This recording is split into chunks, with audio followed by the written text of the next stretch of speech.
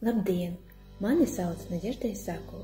Es strādāju Kraslavas novada pirmsskolas izglītības iestāde Pīlācītes.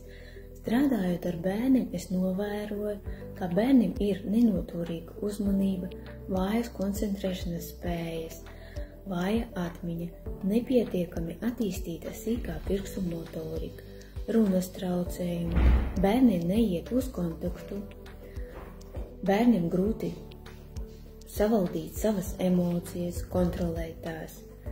Apmeklējot kursus Rēzeknē, es uzzināju par silto graudu terapiju. Es labprāt vadītu nodarbības speciāliem bērniem, jo viņiem tādas nodarbības ir nepieciešamas, lai mazinātu trauksmainību, sasprindzinājumu un lai novērstu citus traucējumus. Mums, logopēdiem, būs iespēja darboties ar bērniem mazajā silto graudu kastē. Mums būs iespēja praktiski darboties ar bērniem, kuriem ir nepieciešams logopēdiskais atbalsts.